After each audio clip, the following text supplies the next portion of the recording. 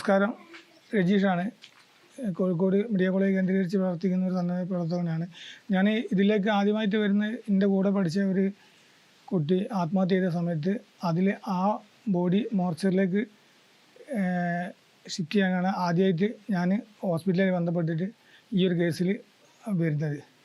പിന്നെ അതിൻ്റെ ശേഷം ദൂരസ്ഥലങ്ങളിൽ വരുന്ന പല ആളുകളായിട്ട് ബന്ധപ്പെട്ട് മെഡിക്കൽ കോളേജ് ഒ പിയിൽ കാണിക്കാനും അവർ ടെസ്റ്റും മറ്റു കാര്യങ്ങളൊക്കെ കൂടെ നിൽക്കാനും അങ്ങനെ അതിൻ്റെ അവർക്ക് ദൂരത്തു നിന്ന് വരുന്ന ആളുകൾ എത്തുന്ന സമയം ഒരുപാട് ലേറ്റ് ആവുക, അപ്പം കാണിച്ചു പോകാനുള്ള ഒരുപാട് രാത്രിയാകുന്നൊക്കെ ഒരു അവസ്ഥയുണ്ട്. അപ്പോൾ നമ്മൾ കൂടെ ഹെൽപ്പ് ചെയ്യും. അതിൻ്റെ ഭാഗമായിട്ട് അവരുടെ ആ സ്നേഹവും ഇതൊക്കെ കണ്ടിട്ടാണ് നമ്മൾ സജീവമായിട്ടില്ലേ വരാൻ കാരണം.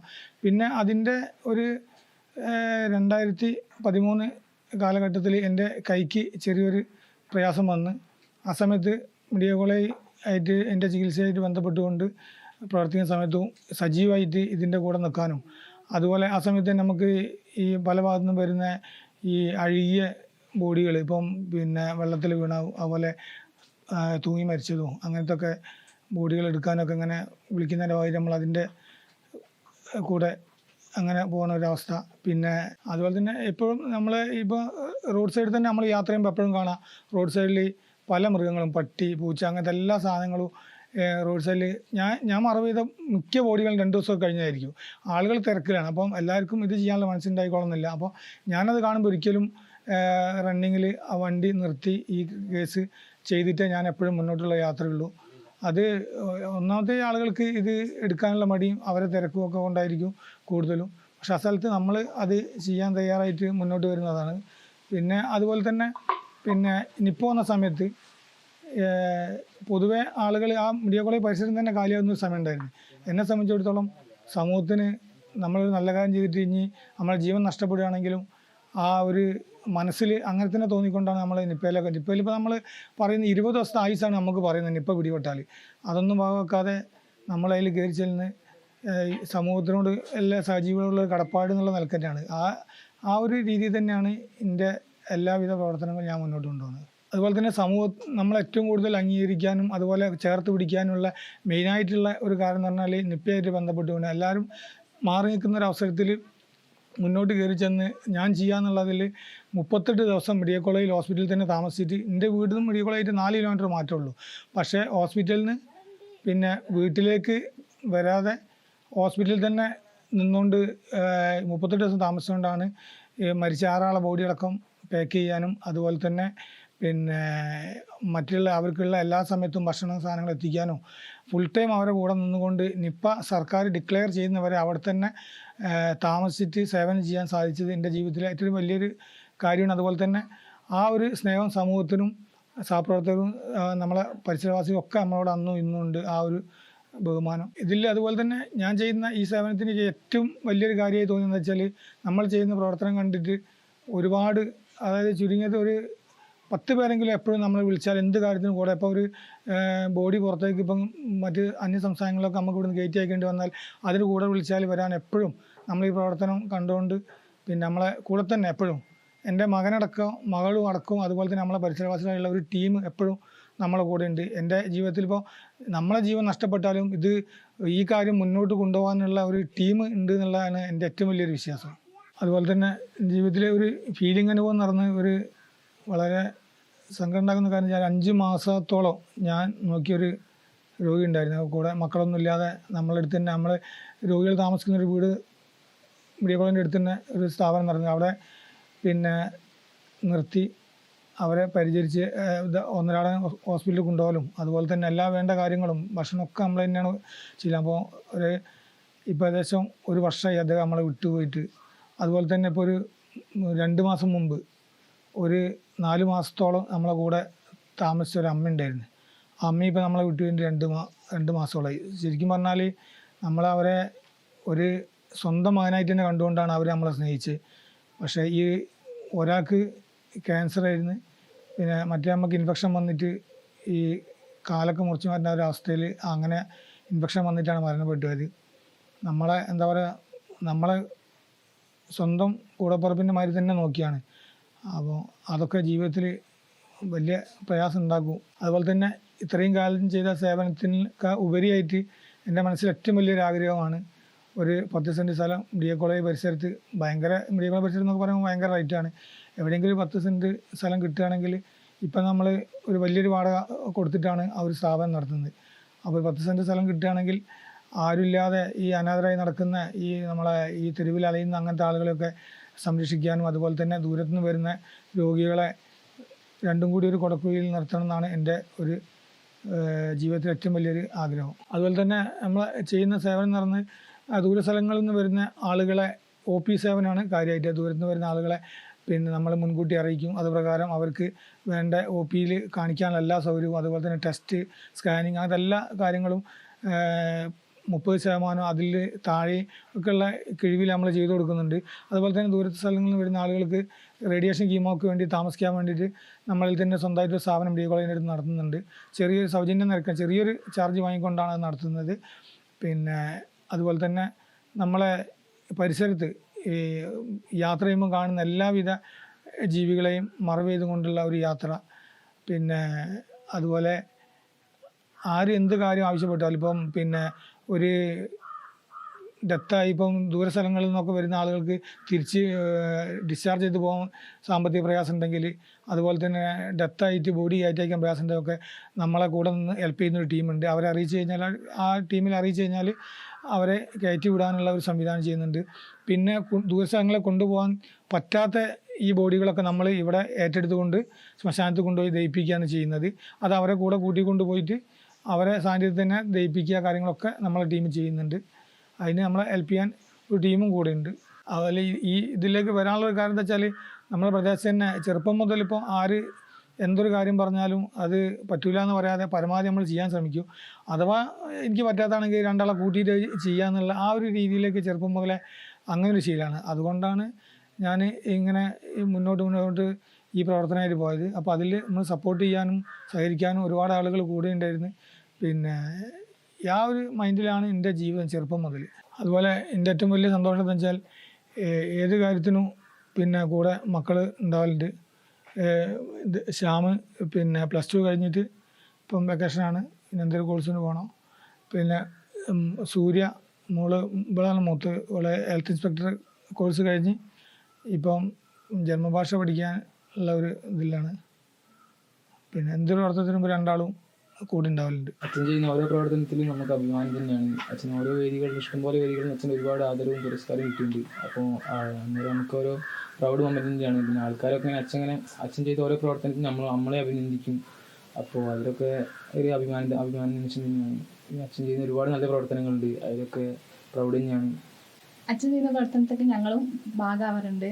ഞങ്ങൾ എന്താ പറയുക, ഓരോ അച്ഛൻ്റെ എല്ലാ പ്രവർത്തനങ്ങളും എന്താ പറയുക സ്വന്തം കാര്യം പോലെയാണ് ഏറ്റെടുത്ത് ചെയ്യുന്നത്. അപ്പോൾ ഞങ്ങളൊരു വഴിക്ക് പോവുകയാണെങ്കിൽ തന്നെ ഒരു നായൻ്റെ ഇതൊക്കെ ചത്തെടുക്കുന്നതൊക്കെ കാണുകയാണെങ്കിൽ അച്ഛൻ അപ്പം തന്നെ വണ്ടി അവിടെ നിർത്തിയിട്ട് വേറെ അവിടെ അടുത്ത പരിസരത്ത് പോയിട്ട് കൈക്കോട്ട് അങ്ങനത്തെ സാധനങ്ങളൊക്കെ വാങ്ങിയിട്ട് കുഴിച്ചിടുന്ന ഒത്തിരി അനുഭവങ്ങൾ ഉണ്ടായിരിക്കുന്നത്. അങ്ങനെ എല്ലാ അച്ഛൻ ചെയ്യുന്ന എല്ലാ പ്രവർത്തനത്തിനും ഞങ്ങൾ ഫുൾ സപ്പോർട്ടാണ്. പിന്നെ അഭിമാനമാണ് ഓരോരുത്തർ അച്ഛൻ എന്ന കാര്യങ്ങൾ ചെയ്തെന്നൊക്കെ ഞങ്ങളോട് പറയുമ്പോൾ ഭയങ്കര സന്തോഷമാണ്. ആൾക്കാരുടെ അടുത്ത് നിന്ന് കിട്ടുന്ന റെസ്പോൺസ് തന്നെയാണ് നമുക്ക് സന്തോഷം. ഇനിയും അച്ഛൻ ഇങ്ങനെ ഇതുപോലെ പ്രവർത്തനങ്ങളൊക്കെ ചെയ്യാൻ തന്നെയാണ് ഞങ്ങൾക്ക് താല്പര്യം. ഹലോ, ഞാൻ ഡോക്ടർ ഷമീർ, കോഴിക്കോട് മെഡിക്കൽ കോളേജിലെ ജനറൽ മെഡിസിൻ ഡിപ്പാർട്ട്മെൻറ്റിൽ അസിസ്റ്റൻറ്റ് പ്രൊഫസറായിട്ട് വർക്ക് ചെയ്യുന്നു. എനിക്ക് നമ്മുടെ രജീഷ് ഏട്ടനുമായിട്ടുള്ള പരിചയം എന്ന് വെച്ച് കഴിഞ്ഞാൽ നമ്മുടെ നിപ്പ വന്ന കാലത്താണ്. അപ്പം നിപ്പ വന്ന സമയത്ത് ഞങ്ങളൊക്കെ അന്ന് നിപ്പയിൽ വർക്ക് ചെയ്യുന്ന ഒരു ടൈമാണ്. അന്ന് നമ്മുടെ രജീഷ് ഇവിടെ ഒരു ക്ലീനിങ് സ്റ്റാഫായിട്ട് വർക്ക് ചെയ്യുന്നുണ്ടായിരുന്നു, ടെമ്പററി. അപ്പം ഞങ്ങളിങ്ങനെ എല്ലാം PPE കിറ്റിലാണല്ലോ എപ്പോഴും ഉണ്ടാവുക. അപ്പോൾ അത് കഴിഞ്ഞ് ഇങ്ങനെ പുറത്തിറങ്ങുന്ന സമയത്തൊക്കെ എപ്പം നോക്കിയാലും ഒരു മുഖം ഇങ്ങനെ അവിടെ തന്നെ കാണുന്നു എന്നുള്ളത് വെച്ചിട്ടാണ് ഞാൻ ആദ്യം ആളെ ശ്രദ്ധിക്കുന്നത്. പിന്നെ അതിൻ്റെ ഇടയ്ക്ക് ഏതോ ഒരു സമയത്ത് ആൾക്കൊരു പനി വന്നിട്ട് ഒരു ഷീന സിസ്റ്റർ ഉണ്ട്. അപ്പോൾ സിസ്റ്റർ ഒരു ദിവസം എന്നോട് ഇങ്ങനെ പറഞ്ഞു, ഒന്ന് ചെറിയൊരു ടെൻഷനുണ്ട്, ആൾക്കൊരു പനി ഉണ്ടോ എന്ന് നോക്കണം എന്നൊക്കെ പറഞ്ഞിട്ട്, അങ്ങനെയാണ് ഞാൻ ആളെ ആദ്യമായിട്ട് പരിചയപ്പെടുന്നത്. അങ്ങനെ പറഞ്ഞു വന്നപ്പോഴാണ് പുള്ളി ഇതിൻ്റെ ഉള്ളിലാണെന്നും പുള്ളിക്ക് വീടും നാടൊന്നും പ്രശ്നമല്ല, അപ്പം എന്ത് വേണമെങ്കിലും ചെയ്യാം, ബോഡി വേണേൽ ബോഡി കൊണ്ടുപോകാം, ഇത് വേണമെങ്കിൽ ചെയ്യാം, ഇതിൻ്റെ ഉള്ളിൽ കയറണം, അങ്ങനത്തെ ആ ഒരു പ്രകൃതം എന്നുള്ളത് എനിക്ക് മനസ്സിലായി. പിന്നെ അവിടെ നിന്ന് ഇങ്ങോട്ട് പിന്നെ ഞങ്ങളൊരു കണ്ടിന്യൂസ് ആയിട്ടുള്ള ബന്ധമാണ്. ഞാൻ മെഡിക്കൽ കോളേജിൽ, പിന്നെ ആൾ മെഡിക്കൽ കോളേജിൽ നിന്ന് പോയി, പക്ഷേ എന്നിരുന്നാലും സ്ഥിരമായിട്ട് പേഷ്യൻറ്റിനെ കൊണ്ടുവരുന്നതായിട്ടും കാണുന്നതായിട്ടും അങ്ങനെ ഞങ്ങൾ കണ്ടിന്യൂസ് ആയിട്ടൊരു ബന്ധം പുലർത്തി പോരുന്നുണ്ട്. അപ്പോൾ ഞാൻ ആളിലൊരു നോട്ട് ചെയ്തൊരു കാര്യം എന്ന് വെച്ച് കഴിഞ്ഞാൽ, ഇതൊന്നും പുള്ളിക്കൊരു പ്രശ്നമല്ല. ഇപ്പം നിപ്പ ആണെങ്കിലും കോവിഡ് ആണെങ്കിലും ഇപ്പം ഡെഡ് ബോഡി കൊണ്ടുപോകലാണെങ്കിലും ഇതൊന്നും ആളെ സംബന്ധിച്ചിടത്തോളം ഒരു പേടി എന്ന് പറയുന്നൊരു ഫാക്ടറോ അല്ലെങ്കിൽ ഇത് നമ്മുടെ ഒരു അപകടം നമുക്ക് ശരീരത്തിന് അത് പറ്റുമല്ലോ, അങ്ങനെയുള്ളൊരു ചിന്ത ആളെ ഭാഗത്തുനിന്നില്ല എന്നുള്ളതാണ് എനിക്ക് ആദ്യം എൻ്റെ ശ്രദ്ധയിൽപ്പെട്ടത്. പിന്നെ ഇങ്ങോട്ട് പുള്ളിയുടെ പ്രവർത്തനം ഞാനിങ്ങനെ ഒരു സൈഡിൽ നിന്ന് കണ്ടുവരുന്നുണ്ട്. പിന്നെ ഇതേപോലെ പിന്നൊരു അനുഭവം എന്ന് പറഞ്ഞു കഴിഞ്ഞാൽ, ഒരിക്കൽ ആളൊരു ദിവസം അത്യാവശ്യമായിട്ട് എന്നെ വിളിച്ചിട്ട് എന്നോട് പറഞ്ഞു, ഷമീർ സാർ അത്യാവശ്യമായിട്ട് കുറച്ച് പൈസ ഒന്ന് റോൾ ചെയ്യാൻ വേണ്ടി വരും, ഒന്ന് സഹായിക്കാൻ പറ്റുമോ എന്നൊക്കെ വിളിച്ചു. അപ്പം ഞാൻ ചെന്നു. അപ്പോൾ എന്താ സംഭവം എന്ന് വെച്ച് കഴിഞ്ഞാൽ, പുള്ളി ഒരു വീട് അവിടെ വാടക എടുത്തിട്ട് അവിടെ ഈ ഡയാലിസിസ് രോഗികൾക്ക് ഒക്കെ വേണ്ടിയിട്ടൊരു വീട് എടുത്തിരിക്കുക. അപ്പോൾ ആളെന്താ ചെയ്തുകൊണ്ടിരിക്കുന്നത് വെച്ചാൽ, ഈ വീട്ടിൽ ഇവരെ കൊണ്ടുവന്ന് താമസിപ്പിക്കുന്നു, ഇവർ ഡയാലിസിന് പോകുന്നു, ചില ക്യാൻസർ പേഷ്യൻസ് ഉണ്ട്. അപ്പോൾ ഈ വീടിൻ്റെ വാടക ആൾക്ക് കൊടുക്കണം. ഈ അന്ന് ആളുടെ വീട്ടിൽ നിന്ന് തന്നെ ഭക്ഷണം ഉണ്ടാക്കിയിട്ട് അവിടെ കൊണ്ടുപോയി കൊടുക്കും. അപ്പോൾ ഈ വീടിൻ്റെ വാടക കൊടുക്കാനുള്ള വകുപ്പ് മൂപ്പരെ കയ്യിലില്ല. അപ്പം ഇത് എവിടെ നിന്ന് കിട്ടുന്നില്ല. അപ്പോൾ അങ്ങനെ പെട്ടെന്ന് വാടക കൊടുക്കാൻ പറ്റാതെ ഒരു ദിവസം പെട്ടെന്ന് സഹായിക്കാമെന്ന് പറഞ്ഞിട്ടാണ് എനിക്ക് ഈ എമർജൻസി കോൾ ഇരുന്നത്. അപ്പം ഞാൻ പോയി തൽക്കാലത്തേക്ക് അതൊക്കെ റെഡിയാക്കി. പിന്നെ ഞാൻ ആ വീട് പോയി നോക്കി. അപ്പോൾ നോക്കുമ്പോൾ കുറച്ച് നാളായിട്ട് പുള്ളിയുടെ ഒരു രീതി ഇതാണ്.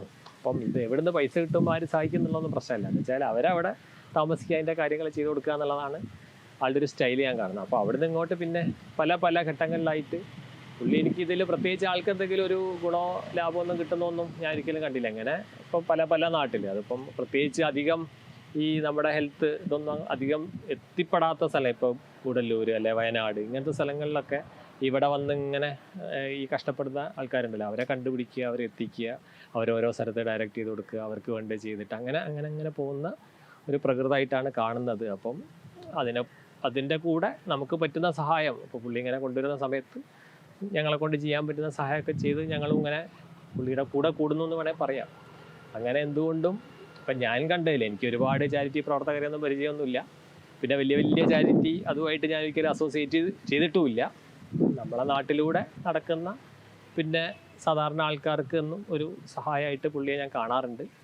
അപ്പം അതിനുള്ള ചെറിയ സഹായങ്ങൾ ഞാൻ ചെയ്തു കൊടുക്കാറുമുണ്ട്. അതാണ് ഞങ്ങൾ തമ്മിലുള്ള പ്രധാനപ്പെട്ട ബന്ധം എന്ന് പറയാം. എൻ്റെ പേര് സുസ്മിത വിത്താരത്തുനിന്ന്, പെരുവൽ ഗ്രാമപഞ്ചായത്തിലെ 17-ാം വാർഡിലെ മെമ്പറാണ്. പിന്നെ ഞാൻ രജിയേട്ടാന്നാണ് വിളിക്കൽ. ചെറുപ്പം മുതലേ ഞങ്ങളുടെ നാട്ടിൽ തന്നെ ഉള്ളതുകൊണ്ട്, ഞാനും ഈ നാട്ടുകാരിയായതുകൊണ്ട് ചെറുപ്പം മുതലേ അറിയുന്നതാണ്. രജിയേട്ടാന്നാണ് വിളിക്കൽ. അതുകൊണ്ട് തന്നെ ചെറുപ്പം മുതൽ അന്ന് മുതലേ കാണുന്നുണ്ട് രജിയേട്ടൻ. നാട്ടിലുള്ള എല്ലാ അസുഖമാണെങ്കിലും അല്ലെ ഒരു മരണ വീടാണെങ്കിലും അങ്ങനെയുള്ള സ്ഥലങ്ങളൊക്കെ രജിയേട്ടൻ്റെതായിട്ടുള്ള നല്ല സഹായങ്ങൾ ഉണ്ടാവാറുണ്ട്. പിന്നീട് കൂടുതൽ നിപ്പ വന്ന സമയത്താണ് മെഡിക്കൽ കോളേജുമായി ബന്ധപ്പെട്ടിട്ട് രജിയേട്ടൻ വീടും ഒക്കെ പിന്നെ ഭാര്യയുടെയും മക്കളെയൊക്കെ മാറ്റി നിർത്തിങ്ങാണ്ട് അവിടെ സേവനമായിട്ട് ബന്ധപ്പെട്ട് മെഡിക്കൽ കോളേജിൽ തന്നെ നിന്നത്. അതിനുശേഷം ചാരിറ്റി പ്രവർത്തനങ്ങളിൽ പല രീതിയിലും വാർഡ് മെമ്പർ എന്ന നിലക്ക് ഞാനും ഒരുപാട് പ്രാവശ്യം രജിയേട്ടനെ പല കാര്യങ്ങൾക്കും വേണ്ടിയിട്ട് വിളിക്കുകയും സഹായങ്ങളൊക്കെ ആ ഭാഗത്തു നിന്നുണ്ടായിട്ടുണ്ട്. പാവപ്പെട്ട രോഗികൾക്കാണെങ്കിലും മറ്റ് വിവാഹങ്ങൾ അങ്ങനെയുള്ള കാര്യങ്ങൾക്കും, പിന്നെ മെഡിക്കൽ കോളേജിൽ ഒരു മരണം സംഭവിച്ചാൽ തന്നെ ആ ബോഡി കൊണ്ടുപോകാനുള്ള പ്രയാസം ഉണ്ടെങ്കിൽ ആ സമയങ്ങളിലൊക്കെ വിളിക്കുന്ന സമയത്ത് വരും. അതിന് വേണ്ട സഹായങ്ങളൊക്കെ മാക്സിമം ചെയ്തു തരുന്നുണ്ട്. നാട്ടിലെ മെഡിക്കൽ കോളേജിലാവുന്ന സമയത്ത് ഇവിടെ അസുഖമായിട്ട് ആർക്കെങ്കിലും പ്രയാസം ഉണ്ടെങ്കിൽ രജിയേട്ടനെ വിളിച്ചാൽ കൂടെ വരും. അവർ അവിടുത്തെ എല്ലാ കാര്യങ്ങൾക്കും ഒപ്പം കഴിയുന്നവരെ ഞങ്ങളുടെ കൂടെ നിൽക്കലുണ്ട്. എനിക്ക് വേണ്ടിയിട്ടും എൻ്റെ കുടുംബത്തിന് വേണ്ടിയിട്ടും അതേപോലെ തന്നെ മറ്റുള്ള ആളുകൾക്കും വേണ്ടിയിട്ടും ഒരുപാട് തവണ ഞാൻ രജിയേട്ടൻ്റെ ഈ ഒരു സേവന പ്രവർത്തനം നേരിട്ട് എനിക്ക് അറിയുന്നതാണ്. നമസ്കാരം, എൻ്റെ പേര് ജിഷ എന്നാണ്. ഞാൻ രജിയേട്ടൻ്റെ കൂടെ കുറേ കാലങ്ങളായി വർക്ക് ചെയ്യില്ല, നമ്മളൊരു ടീമായിട്ട് ചെയ്തുകൊണ്ടിരിക്കുന്ന കാര്യങ്ങളാണ്. അത് മെഡിക്കൽ കോളേജ് ഹോസ്പിറ്റലായിട്ടും പിന്നെ സ്റ്റാർ കെയർ ഹോസ്പിറ്റൽ, അങ്ങനെ 1-2 ഹോസ്പിറ്റലുകളായിട്ട് അങ്ങനെ ഓരോ കാര്യങ്ങൾ ചെയ്തുകൊണ്ടിരിക്കുകയാണ്. പിന്നെ ഞാൻ രജിയേട്ടനെ പറ്റി പറയുകയാണെങ്കിൽ എനിക്ക് കുറേ ഉപകാരങ്ങൾ ഉണ്ടായിട്ടുണ്ട്. ഉപകാരം എന്നല്ല പറയേണ്ടത്, ശരിക്ക് ഒട്ടനവധി കാര്യങ്ങൾ. രജിയേട്ടനെ ഇപ്പോൾ ഏത് സമയത്ത് വിളിച്ചാലും രജിയേട്ടൻ ഓടിയെത്തും. ഇപ്പോൾ എൻ്റെ അച്ഛൻ്റെ ഒരു കാര്യത്തിന് തന്നെ KMCT ഹോസ്പിറ്റലിൽ ആരും ഇല്ലാത്തൊരവസ്ഥ വന്ന സമയത്ത് രജിയേട്ടനായിരുന്നു കൂടെ നിൽക്കാനുണ്ടായിരുന്നതും. അച്ഛൻ പറഞ്ഞൊരു വാക്കുണ്ട്, എന്നെ ആദ്യമായിട്ടാണ് ഇങ്ങനെ ഒരാൾ എന്നുവെച്ചാൽ ഒന്നും ചെയ്യാൻ പറ്റാത്തൊരവസ്ഥയിൽ അച്ഛനെ കുളിപ്പിച്ച് റെഡിയാക്കി നിർത്തി. ആ ഒരു സന്തോഷം എപ്പോഴും പറഞ്ഞിട്ടുണ്ട്. ഇങ്ങനെ ഒരു മോൻ എനിക്കുണ്ടായിരുന്നെങ്കിൽ എത്ര നന്നായിരുന്നു എന്ന് വരെ അച്ഛനോട് പറഞ്ഞിട്ടുണ്ട്. പിന്നെ ഇപ്പോൾ പറയാനുള്ളതെന്ന് വെച്ചാൽ എൻ്റെ കൂട്ടുകാരികൾക്കായാലും രിജേട്ടനെ ഞാൻ വിളിക്കും, രിജേട്ടാ ഇങ്ങനെ ഒരു കാര്യമുണ്ട്, മെഡിക്കൽ കോളേജ് ഹോസ്പിറ്റലിലേക്കാണ് വരുന്നത്, OP ടിക്കറ്റ് എടുക്കണം, എന്താ ഞാൻ ചെയ്യേണ്ടതെന്ന് ചോദിച്ചാൽ അത് നീ അറിയേണ്ട ജിഷ, ഞാനത് അവിടെ എത്തി എന്ന് രജിസ്റ്റൻ പറഞ്ഞത് ക്ലിയർ ആക്കി എല്ലാ കാര്യങ്ങളും ചെയ്തിട്ട് വേറൊരു എനിക്ക് പ്രത്യേകം എന്ന് പറയുന്നത് വെച്ചാൽ ഈ വ്യക്തി എന്ത് തന്നെ ചെയ്താലും 5 പൈസ ഒരാളോടും ഒരു ചായ വരേക്കും ഒരാളോട് വാങ്ങി കുടിക്കില്ല. നമ്മൾ കൊടുത്താൽ വരേക്കും നമ്മളെ ചീത്ത പറയുക ചെയ്യുക. അങ്ങനെ ഒട്ടേറെ എനിക്കുണ്ടായിട്ടുണ്ട്. ഒരു കാര്യം കൂടെ പറയുന്നത് വെച്ചാൽ ഒരു ജാതിമത ഭേദമന്യേ, അതായത് രാഷ്ട്രീയം ആയാലും എന്തുതന്നെ ആയാലും ഏത് നേരത്തും അദ്ദേഹത്തെ വിളിച്ചാൽ ആൾ ഓടിയെത്തി ഒരു ബോഡി ആയാലും കൈകാര്യം ചെയ്യാൻ രിജേട്ടൻ പിന്നെ പറയാൻ പറ്റൂല നമുക്ക്. ശരിക്കും